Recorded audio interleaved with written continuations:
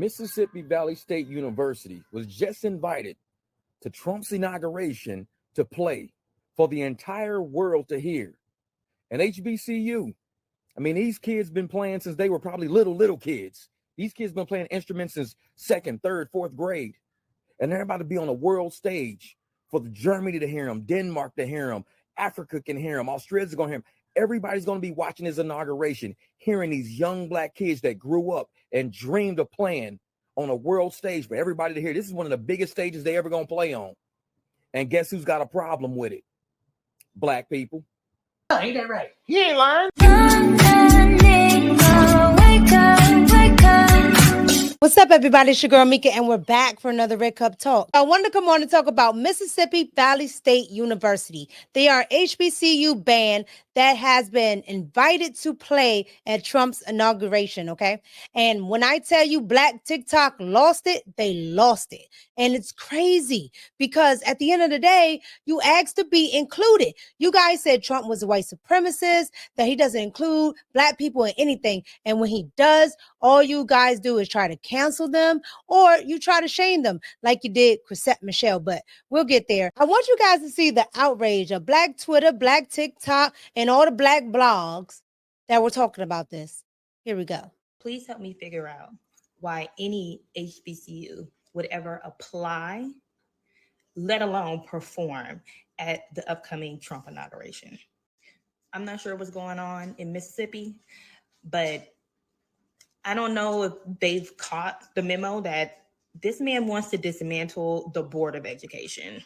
Literally the thing that has made it possible for us to get somewhat of equal education, let alone him trying to dismantle HBCUs and DEI as a whole across all sectors and systems that we work. Let's talk about it. Valley has got invited to the inaugural for Donald Trump. When do we learn to stand up straight, put our chest out, and stand for what the fuck what we are as people, as a society? Because it's one thing to be invited and everything was to be paid for, everything's to be luxury, and y'all was to get paid or something, but you're not. They're literally slapping your ass around and playing in your face.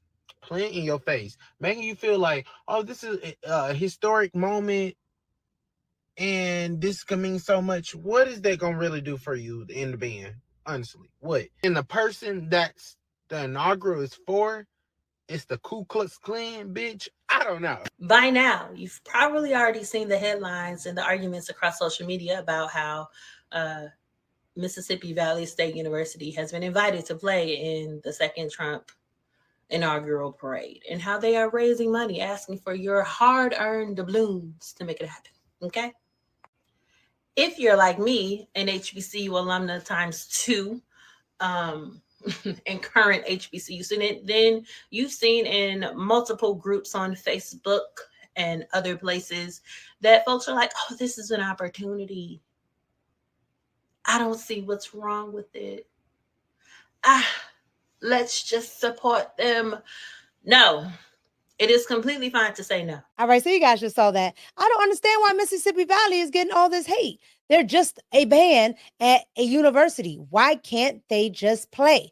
Right? Like, I don't understand why Black Twitter, Black TikTok, Shea Butter Twitter, all of this stuff, why they go off when these are just young people that want to show off their talents to the world, okay? And the president of the United States, they are Americans. You guys are so freaking un-American, it kills me. But Joe Biden isn't white supremacy. Mr. I don't want the monkeys going to the same school as my kids and not wanting to bust Black kids.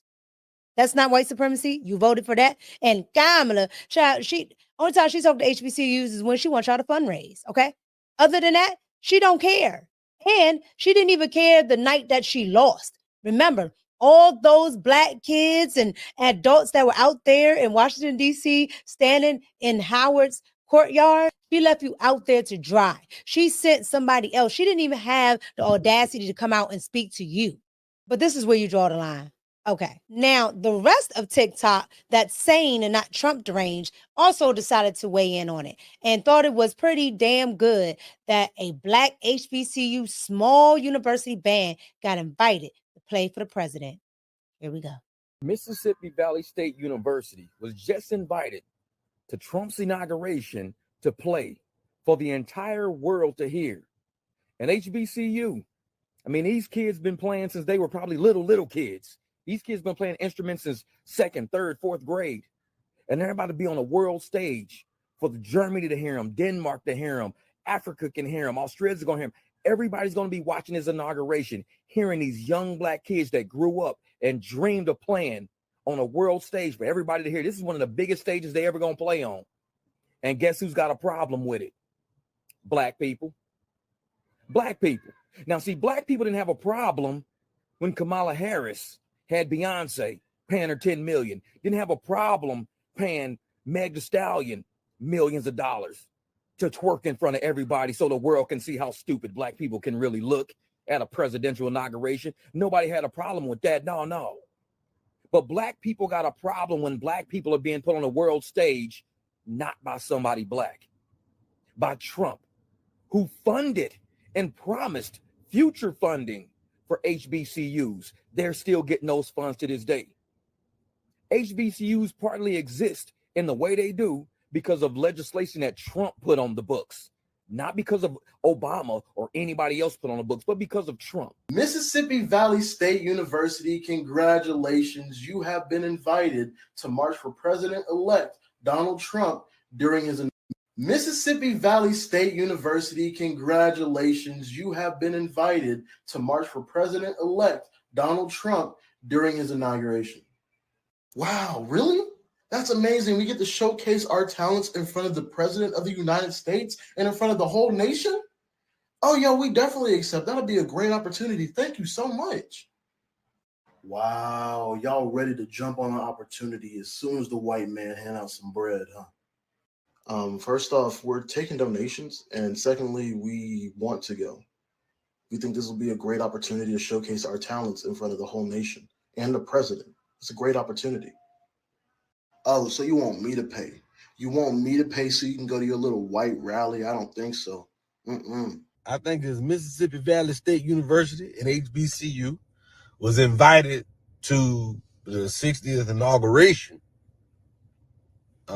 for President Trump. He invited them to come to his inauguration, but they need to raise $350,000 to get there. Don't none of that sound right to me. Don't none of that sound right to me. I don't know. I might be tripping. Somebody might have put up a GoFundMe or something. I don't know, but I just know that this sounds like misinformation. I don't know how many people they got in that damn band, but I don't see why it would cost $350,000 to get them kids in there. Like if you add a bus, one or two buses, and gas, drive to DC, and the hotel rooms, I still don't see how $350,000 comes into play.